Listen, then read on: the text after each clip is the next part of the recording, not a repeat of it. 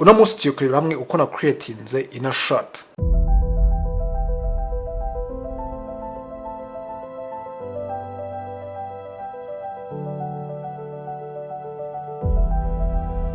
Guys, ntago ari ibintu biri complicated. Still nakoresheje Adobe Premiere Pro na Photoshop.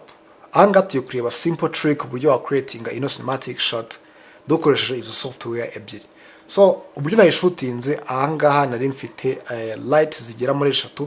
So guys, light ya mbere yarimo gupointinga imbere ya subject, then nkaza kugira indi light yari gupointinga nyuma subject, iraza guseparatinga subject na background, and then nkagira indi light ya gatatu yari gupointinga kuri background kugira ngo green screen izaba igaragara, kuko iyo itagaragara guys kuyikuraho muri software biba bigoranye. That's why rero nayikoresheje kugira ngo pointing cyangwa se lighting kuri green screen kugira ngo ninza kuyikuraho bize kunyorohera.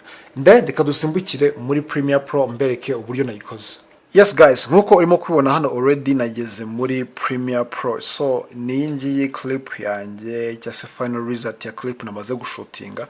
So guys, urabona yuko guys ino lighting ninashyize hano kugira ngo ize gupointinga through kuri background, iraza nayo kumfasha cyane. Okay, so ikintu ndaza gukora guys, mbere na mbere ndaza kubanza nakuraho ino green screen. Okay, so ndaza no kuri project panel, inzano kuri double LLs effect, inze gushaka ya effect yanjye yitwa urtraki. Okay, so ndaza kuyandikamo and then inze kwishyana kuri clip yanjye. Ninangiza ndaza gukoresha ino icon kugira ngo nze gukora green screen yanjye, ndaza gukanda hano kuri green screen. Okay, so gutya guys urabona ko ntabwo ivuyeho neza. Icyo ndaza gukora rero, ndeta nzano kuri composite, nzano kuri alpha channel kugira ngo ino subject yanjye igomba kuba iri white na background yanjye igomba kuba iri dark.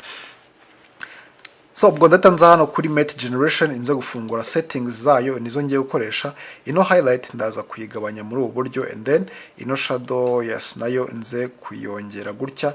Ino tolerance yes nayo ndaza kuyongera, even ni pedestal nze kuyongera. Okay, urabona ko direct ya subject yanjye iri white ariko ntagira completely white. Okay, so ndaza kuyizamura gutya muri ubu buryo. Okay, nako iri white noneho gutya guys. So and then biba byiza n'ubundi iyo background yawe nayo uba wayi highlight. Niyo mpamvu nifashishije rino tara ryanjye kugira ngo inze kubona uburyo nza gukora background. So guys, igisigaye nuko ndaza kumaskinga kubera yuko ibino bintu biba bisigaye by'umweru hano ntago mbishaka. Okay, ndaza no kuri alpha channel, inze gusubiza kuri composite, noneho ubwo inze kumaskinga aho subject yanjye. Make sure yuko blue line yawe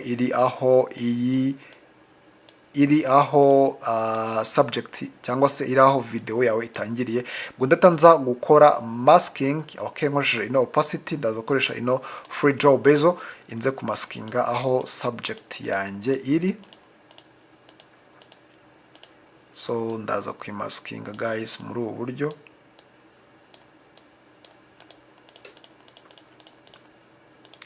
And then icyo ngiye gukora, ngiye kumaskinga bitewe n'ukuntu subject yanjye iraza kumuvinga. Ndaza kwadinga mask path hano, urabona ko guys direct ngaha mise ndisivinga keyframe. Okay, ubwo ngiye kuzandagenda noneho njyane naho subject izagenda kugira ngo ntaza kuyikata. Okay, urabona gutya yes.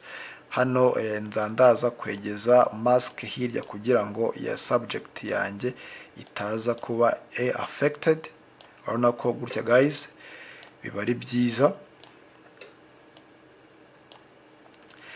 So nuvuga ngo iyo walightinze background yawe yose ifite urumuri yuko yo green screen ntabwo uza gukenera iyi mask gutya. So impamvu nyende kwikenera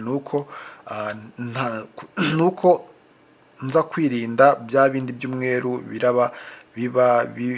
bya bindi by'umweru babiri kurengarenga kugira ngo bitaza kungira muri frame yanjye. Okay, so iyo wayilightinze yose rero ibingibi ntago ari ngombwa ko ubikora. Okay, so icyo ndaza gukora rero, ndaza kubanza nayimaskinga yose. Urabona ko gutya guys ibintu bimeze neza cyane. So iyo ndangije kwimaskinga, ikintu nza gukora ubwo ngiye gucreatinga ngiye gucreatinga background yanjye. Okay, so ndaza hano kuri export frame. Okay, ngiye kwiga screenshot kugira ngo aba ariyo nza kujyana muri Photoshop. Ni nka mezire ndaza kwifashisha. Okay, ndaza gukanda no kuri export frame. Okay, nze kwisavinga muri video making sure yuko ari JPEG, nindangiza nze gukanda okay. So ndahita nzana muri Photoshop guys, inze kuimportingamo ya foto yanjye ni iyi ngiyi. Ubwo ikintu ndaza gukora, ndaza gucreatinga layer hano, gutya guys. Okay, ino layer ndaza kuyihereza ibara ry'umweru. Okay, hano ndaza kuri color picker, inze gupikinga umweru. Hano already namaze kupikinga, ubwo ndahita nza kwifashisha ino brush. Okay, inze guselectinga cyangwa se nze gushyiramo umweru gutya guys, ariko ntabwo nshaka ko iza kuba ari umweru completely. Okay, so ndaza kwifashisha ino gradient tool. Okay, ndaza kwikandaho, ariko making sure yuko hano mfite umweru, hano kuri square ya kabiri mfite umukara, then noneho inze hano kuri icon cyangwa se kuri iyi setting ya kabiri imeze nk'uruziga. So ubwo ninza kwadingamo umukara hano ku mpande gutya guys, ndashaka ko gradient cyangwa se hano mu mpande haraza kuba hari umukara, noneho hano hagati hari umweru. Okay, ahangaha gutya biraba bimeze neza cyane.